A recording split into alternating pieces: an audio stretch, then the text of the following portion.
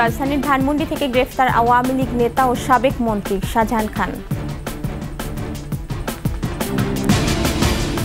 Geneva ক্যাম্পে অপ্রতিরোধ্য মাদক syndicate, নেপথ্যে ছিল জাহাঙ্গীর কবির নানকের মদত। বিচার শেষ না হওয়া পর্যন্ত ফ্যাসিবাদী দলের পুনর্বাসন নয়, গণভবন হবে গণ অভ্যুত্থান স্মৃতি জাদুঘর।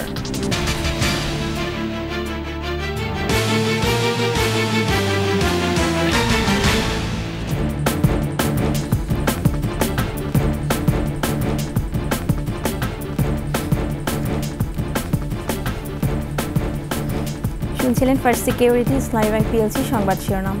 আমন্ত্রণ 21 সংবাদে আপনাদের সাথে আছি মহিমা পরে। দর্শক, 21 টেলিভিশনের সংবাদ একই সাথে সরাসরি দেখতে পাবেন আমাদের ফেসবুক পেজ www.facebook.com/2124 অনলাইনে। এছাড়া সাবস্ক্রাইব করতে পারেন www.youtube.com/21 চ্যানেলে। আওয়ামী লীগের সভাপতিমণ্ডলীর সদস্য সাবেক নৌ পরিবহন মন্ত্রী শাহজাহান খানকে গ্রেফতার করেছে ঢাকা মহানগর গোয়েন্দা পুলিশ। রাতে রাজধানীর ধানমন্ডি থেকে শাহজাহান খানকে গ্রেফতার করা হয়। ডিএমপির ডিবি প্রধান অতিরিক্ত পুলিশ কমিশনার রেজাউল করিম মল্লিক বিষয়টি নিশ্চিত করেছেন। শাহজাহান খানের বিরুদ্ধে একাধিক মামলা রুজু হয়েছে, তবে কোন মামলায় তাকে গ্রেফতার করা হয়েছে সে ব্যাপারে বিস্তারিত জানা যায়নি।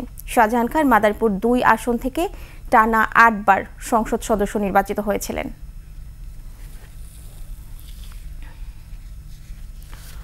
খোদ রাজধানীর মোহাম্মদপুরের জেনেভা ক্যাম্পে বছরের পর বছর ধরে গড়ে উঠেছে অপ্রতিরোধ্য মাদক সিন্ডিকেট। নেপথ্যে মদত জুগিয়েছেন এলাকার প্রভাবশালী সাবেক মন্ত্রী জাহাঙ্গীর কবির নানক, আর মাঠ থেকে সরাসরি নেতৃত্ব দিতেন স্থানীয় ওয়ার্ড কাউন্সিলর সৈয়দ হাসান নুর ইসলাম রাষ্ট্রন।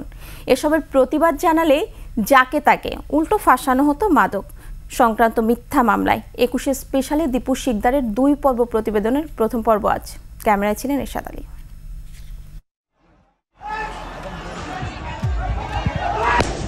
বৈষম্য বিরোধী ছাত্র আন্দোলনের সময় জেনেভা ক্যাম্পের বাসিন্দাদের উপর এভাবেই নির্বিচারে গুলি চালায় নানক রাষ্ট্রনের পোষ্য ক্যাডার জাম্বো।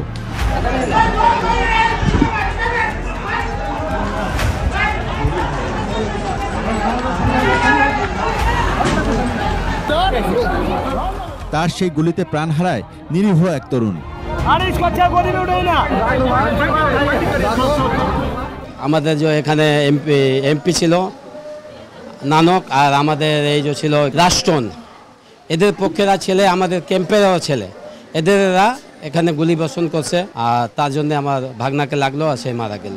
শুধু এই আন্দোলনেই নয়, বছরের পর বছর ধরে বিহারি ক্যাম্পে এমন নির্যাতনের গল্প অনেক। নানক ওর নেতৃত্বে মোহাম্মদপুর এলাকায় এই মাদক ব্যবসায়ীদেরকে উৎসাহ দিয়ে মাদক ব্যবসা করাইতো। ওরা এটার থেকে সিন্ডিকেট একটা তৈরি করেছে, তারা চাঁদাবাজিও করতো। যারা প্রতিদিন কামাই করে প্রতিদিন খায় তাদের উপরে অত্যাচার করছে। প্রকাশ্যে লাইন ধরে এখানে বিক্রি হয় হেরোইন, ইয়াবার মতো মাদক। ছাত্র জনতার আন্দোলনে আওয়ামী লীগের প্রভাবশালী নেতা ও সাবেক সংসদ সদস্য জাহাঙ্গীর কবির নানকের ছত্রছায়ায় গড়ে ওঠে ভয়ঙ্কর এক মাদক সিন্ডিকেট। সরাসরি নিয়ন্ত্রণ করতেন ঢাকা উত্তর সিটি কর্পোরেশনের 32 নম্বর ওয়ার্ড কাউন্সিলর সৈয়দ হাসান নুর ইসলাম রাষ্ট্রন। তাদের আশীর্বাদে বুন্দিয়া সোহেল সহ সিন্ডিকেটের শতাধিক সদস্য দাপিয়ে বেড়াতেন জেনেভা ক্যাম্প। কথা না শুনলে ফাঁসিয়ে দেয়া হতো মাদক মামলায়। জাম্বুরা তো সব তো রাষ্ট্রের লোকজন, বুঝছেন না? ওরা আয়া অত্যাচার করে, মানুষের উপরে যেরকম তেরকম ব্যবহার করে, যার তার ঘরে পুলিশ পাঠায় দেয়, হয়রানি করে। আমাদের লোককে পাতার মামলা 500 মামলা দিয়ে ওদেরকে ভিতরে করে দিত, আর আমরা একটা সাধারণ দোকানদার, আমাদের থেকে টাইট চাইতো, টাকা চাইতো। আমার ছোট ভাইরা 7 নম্বর সেক্টরে নিয়ে যায়, ওরা অনেক মারছে, মানে মাদক খাওয়ায় মারছে, শরীরে ইনজেকশন দিছে, ইনজেকশন দিয়ে তারে মারছে। আমার বাসুরের ছেলে বাসায় ঘুমানো ছিল, ঘুমানো অবস্থায় নিয়ে যায়, মিথ্যা মামলা দেওয়া হয়েছে, ওর চোখে পট্টি মারে ওরে মারা হয়েছে, এবং কি ওরে মিথ্যা মামলা দিয়ে সাজায় 200 গ্রাম হিরোইন দিয়ে রেজা চালান করছে। জমজমাট মাদক সাম্রাজ্যের নিয়ন্ত্রণে বিহারীদের সংগঠন এসপিজিআরসির শীর্ষ নেতাদের ভূমিকাও রহস্যজনক বলে জানিয়েছেন অনেকে। তবে যথারীতি তা অস্বীকার সংগঠনের সভাপতির। এখানে একটা সিন্ডিকেট কাজ করতেছে। মাদক তো হুট করে এখানেই চলে আসেনি, বর্ডার ক্রস করে এখানে আসে। বর্ডারে কেন একটা চাপ সৃষ্টি করা হলো না কেন? লাগামহীন মাদক কারবারিদের বিরুদ্ধে শিগগিরই ব্যবস্থা নেওয়ার আশ্বাস দিলেন এই পুলিশ কর্মকর্তা। এর পেছনে যারা মাস্টার মাইন্ড, যারা গডফাদার, যাদের আশ্রয় প্রশ্রয়ের মদদে তারা চলে, যারা তাদেরকে লিগ্যাল শেল্টার দেয়, এদের নামও আমরা সংগ্রহ করেছি। আমরা অতি শীঘ্রই কঠোর আইনগত ব্যবস্থা নেওয়ার জন্য আমরা উদ্যোগ নেব। চিহ্নিত মাদক ব্যবসায়ীদের তালিকা প্রশাসনের হাতে রয়েছে বলে দাবি পুলিশের। যারা এর সঙ্গে জড়িত তাদের তালিকা সংগ্রহ করেছি। দীপু শিকদার, 21 টেলিভিশন, ঢাকা। বিচার কাজ শেষ না হওয়া পর্যন্ত ফ্যাসিবাদী দলের পুনর্বাসন নয়, পাবে না কোনো কার্যক্রম চালানোর সুযোগও। এছাড়া গণভবনকে জনগণের জন্য উন্মুক্ত করে গণ অভ্যুত্থান স্মৃতি জাদুঘর করা হবে। অন্তর্বর্তী সরকারের উপদেষ্টা পরিষদের সভায় এসব সিদ্ধান্ত নেওয়া হয়। পার্থ সারথীর রিপোর্ট।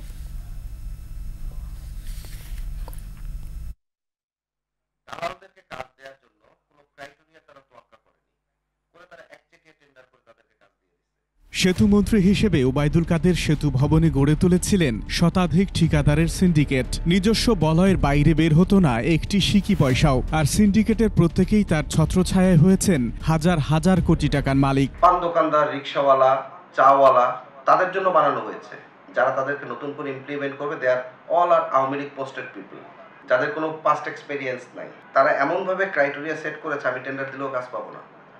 কারণ আমার এই 20 বছরে আমার কটা কাজ হবে? 5 বছরে 5 5 25টা।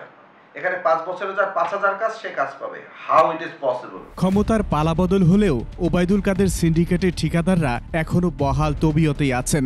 এটা এত বেশি ডিজিটালাইজড করাপশন, এটাকে আপনার কোনো ডকুমেন্ট, কোনো কাগজপত্র আপনি কোথাও থেকে খুঁজে পাবেন না। অনলি 4-5-10টা লোককে আপনি পিক করলে, আপনি টোটাল সিস্টেমটা নিয়ে আপনি অ্যানালাইসিস করলে, আপনি কমপ্লিটলি আপনি বুঝে ফেলবেন।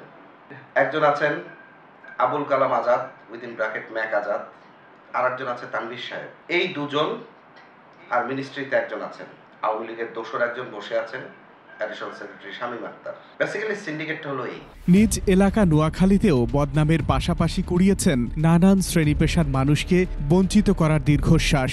ওবায়দুল কাদেরের ক্ষমতা বলে এ অঞ্চলে তার আধিপত্য বিস্তার করত। বিশেষ করে আমি 4-4টা বার তার হাতে নির্যাতিত হয়েছি। দায়িত্বটাই পালন করছি, এবার স্বাধীনভাবে কাজ করার কোনো সুযোগ আমার হয় নাই, যেহেতু আমি বিরোধী দলের কাউন্সিলর। আমার যে সামাজিক কার্যক্রম পরিচালনা করব, সেটার মিনিমাম কোনো স্বাধীনতা ছিল না। অবৈধ আয় থেকে ওবায়দুল কাদের তার ভাই কাদের মির্জা ও সাবেক সংসদ সদস্য একরামুল হককে 10,000 কোটি টাকা ব্যবসার জন্য দিয়েছিলেন। আর সেই অর্থ কাদের মির্জা এবং একরামুল হক আত্মসাৎ করেছেন বলে জানিয়েছে দুদক সূত্র। কাদের মির্জা যে অনিয়ম, যে অত্যাচার নির্যাতনের করেছেন, সে লক্ষ্যে আমরা আপনাদের মাধ্যমে আমরা জানাতে চাই যেন অনতিবিলম্বে যে ওনাকে যেন গ্রেপ্তার করে। ওবায়দুল কাদের এর নির্দেশে তার ছোট ভাই আব্দুল কাদের মির্জা গত 15 বছর আমাদের কোম্পানিগঞ্জে 103টা মামলা দিয়েছে আমাদের বিএনপি জামাত নেতাকর্মীদের বিরুদ্ধে। বিএনপি জামায়াত আর পশ্চিমা দেশগুলোকে উদ্দেশ্য করে সবসময় উদ্ভট মন্তব্য করেও সমালোচিত ছিলেন ওবায়দুল কাদের। এই আন্দোলন বিএনপি জামাতের সশস্ত্র ক্যাডাররা টার্গেট করে হামলা চালিয়ে। ওবায়দুল কাদেরের এমন বক্তব্যই ছাত্র জনতার আন্দোলন সহিংস করে তোলে। পুলিশ, র্যাব, বিজিবির পাশাপাশি ছাত্রলীগ ক্যাডাররাও সশস্ত্র হয়ে মাঠে নামে। আন্দোলনকারীদের উপর গুলি চালানো হয়। জাতীয় সংসদ নির্বাচনে অংশ নিয়ে সম্পদের এক এক সময় এক এক রকম তথ্য দিয়েছেন তিনি। গত 4 নির্বাচনে জমা দেওয়া হলফনামা সেই তথ্যই বলছে। দুর্নীতি দমন কমিশন দুদকে জমা হওয়া অভিযোগ থেকে জানা যায় ওবায়দুল কাদের অন্তত 20,000 কোটি টাকার মালিক। তার বেশিরভাগ টাকাই সিঙ্গাপুরে পাচার হয়েছে। আকবর হোসেন সুমন, 21 টেলিভিশন, ঢাকা। নয় কোনো বৈষম্য আর নয় কোনো স্বৈরাচারের দুঃশাসন। হাসিনা পতনের মাসপূর্তিতে ছাত্র জনতার শহীদি মার্চ কর্মসূচিতে এমনই স্লোগানে মুখরিত হয়ে ওঠে ঢাকার রাজপথ। ছাত্র জনতার দাবি, সকল নাগরিকের সমান অধিকার নিশ্চিতের পাশাপাশি সব দুর্নীতিবাজদের বিচারের আওতায় আনতে হবে। পাশাপাশি বিচার করতে হবে স্বৈরশাসক শেখ হাসিনারও। মফিউর রহমানের রিপোর্ট।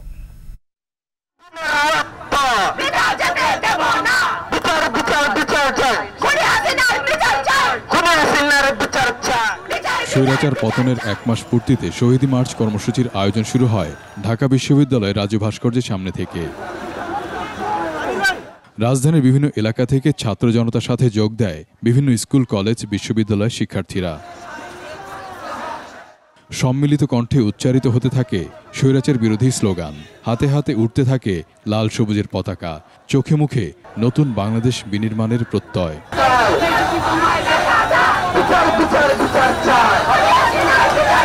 হাসিনা বিরোধী গণ অভ্যুত্থানে শহীদদের প্রতি অপরিসীম ভালোবাসা আর শ্রদ্ধা জানাতেই এই আয়োজন। 1 মাস পূর্তি হয়েছে, এই 1 মাস পূর্তিতে আমরা আজকের এই সমাবেশ এবং এই সমাবেশে এসেছি। বিচারের আওতায় এনে তাদের বিচার করা, তাদের বিচারের দাবি আমাদের একটাই চাওয়া, একটাই পাওয়া, আমার ভাইদের শহীদের রক্ত যেন বৃথা না যায়। আমরা চাই দেশের টাকা দেশে ফিরে আনুক। দেশের মাটিতে স্বৈরাচার সহ তার দোসরদের বিচারের দাবি ওঠে অন্তর্বর্তী সরকারের কাছে। শেখ হাসিনার মতো খুনি এখনো ভারত, প্রতিবেশী দেশ ভারতে গিয়ে তার পাসপোর্ট বাতিল হলো, তারপর সে এখনো সেখানে নির্দ্বিধায় টিকে আছে। আমরা চাই অতি দ্রুত তাকে বাংলাদেশে ফিরিয়ে এনে তার ফাঁসিতে ঝুলিয়ে গলায় আমরা ফাঁসির দড়ি দেখতে চাই। এই অন্তর্বর্তীকালীন সরকার যারা দুর্নীতি করেছে তাদের যেন গ্রেফতারের আওতায় এনে তাদের সুষ্ঠু বিচার করে। উত্তোলিত মুষ্টিবদ্ধ হাত, কণ্ঠে কণ্ঠে স্লোগান, নতুন বাংলাদেশ বিনির্মাণে দৃপ্ত পদক্ষেপে এগিয়ে যেতে থাকে অযুত মানুষ। শহীদের রক্তে ভেজা এই বাংলায় কোনো দুর্নীতিবাজ আর কালো টাকার মালিকের ঠাঁই নাই বলে জানায় অংশগ্রহণকারীরা। যে স্বৈরাচারী মাথা উঁচু করে দাঁড়াবে বা মাথা ঝাঁকানোর চেষ্টা করবে, আমরা ছাত্র প্লাস জনতা, ছাত্র জনতা তাকে ছাড়বো না। আমরা তাদেরকে হুঁশিয়ারি করতে চাই যে ছাত্র সমাজ এখনো রাজপথ ছাড়ে নাই। রাষ্ট্র সংস্কার করে বৈষম্যহীন সমাজ প্রতিষ্ঠার দাবি ওঠে সমস্বরে। আমাদের আন্দোলনের মূল লক্ষ্য ছিল সকল প্রকার বৈষম্য দূরীকরণে। এই রাষ্ট্র হবে জনতার রাষ্ট্র, এই রাষ্ট্রে অবশ্যই কোনো বৈষম্য থাকবে না এবং দলমত নির্বিশেষে সকল মানুষ এখানে সমভাবে রাজনৈতিক চর্চা করার অধিকার রাখবে। রাজধানীর বিভিন্ন সড়ক প্রদক্ষিণ শেষে কেন্দ্রীয় শহীদ মিনারে এসে শেষ হয় শহীদি মার্চ। মফিউর রহমান, একুশে টেলিভিশন, ঢাকা। নিচ্ছি সংবাদ বিরতি, ফিরে এসে যা থাকছে। জুয়ারে মুক্ত হয়ে পুঁজিবাজারে ভূমিকা রাখতে চায় আইসিবি, প্রয়োজন নতুন তহবিল।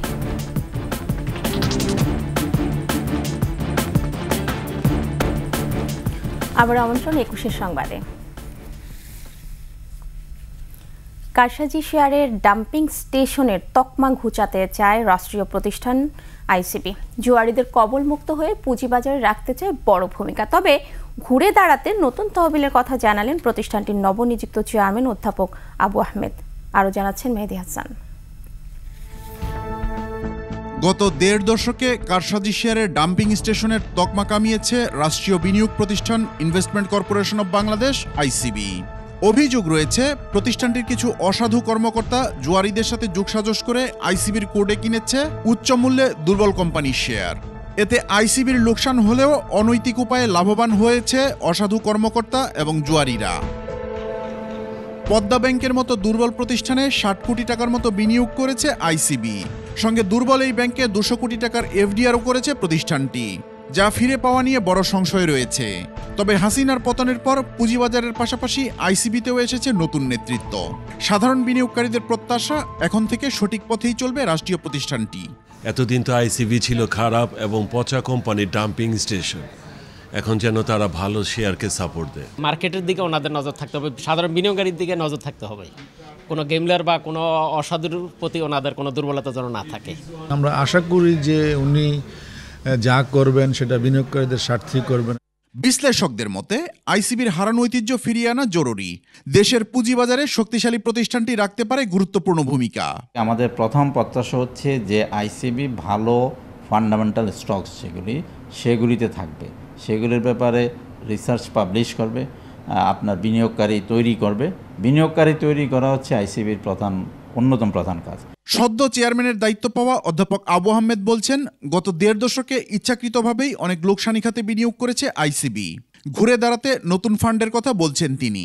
কোনো দালাল বা ইন্টারমিডিয়ারিজ এখানে আসি ডাম্পিং ফাম্পিং করার জন্য ঘুরাঘুরি করতে পারবে না। আগের চেয়ারম্যান মহোদয়ের সময় কিছু ফিউ থাউজেন্ডস মানে কয়েক হাজার কোটি টাকা চাইছে সরকার থেকে।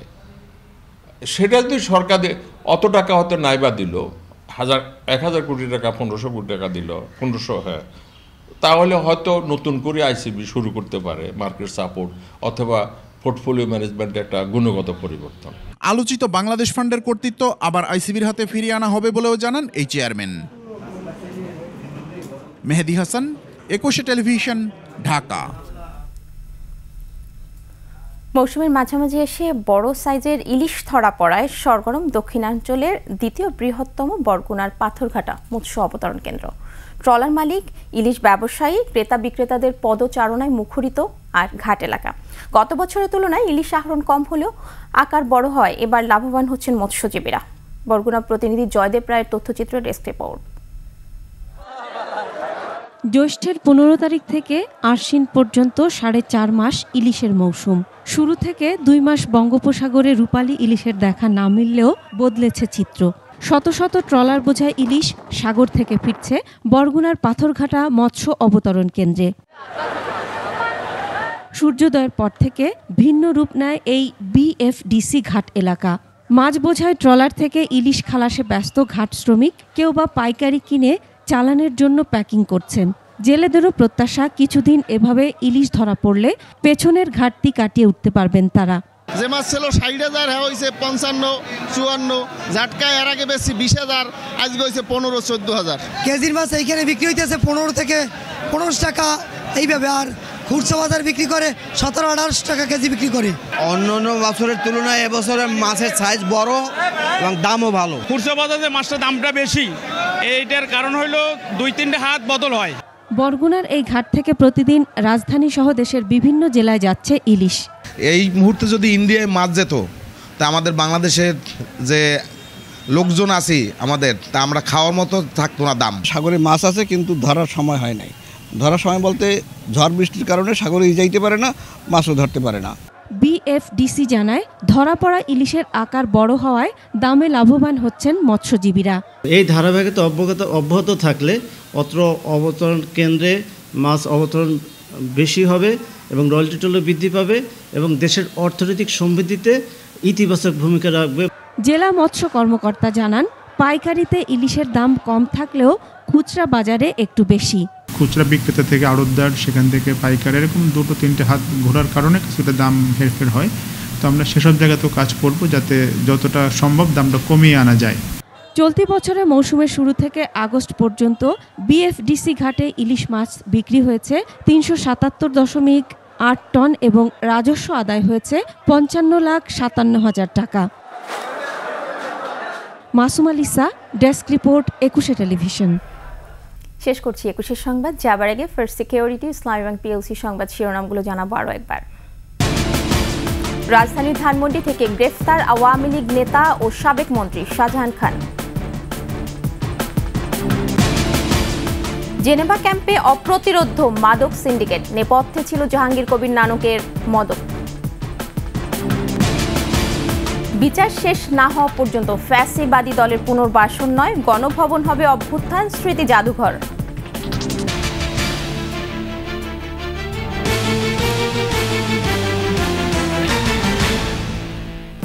সর্বশেষ খবর জানতে ডায়াল করুন 2021 নম্বরে, আর ভিজিট করুন ekushe.com এই ওয়েবসাইটে। এছাড়া ফেসবুকে ভিজিট করতে পারেন facebook.com/2124online। এছাড়া সাবস্ক্রাইব করতে পারেন www.youtube.com/21 এটিভি চ্যানেলে। এতক্ষণ সঙ্গে থাকার জন্য ধন্যবাদ। পরবর্তী সংবাদ সকাল 10টা 55 মিনিটে দেখার আমন্ত্রণ রইল। 21-এর সাথেই থাকুন।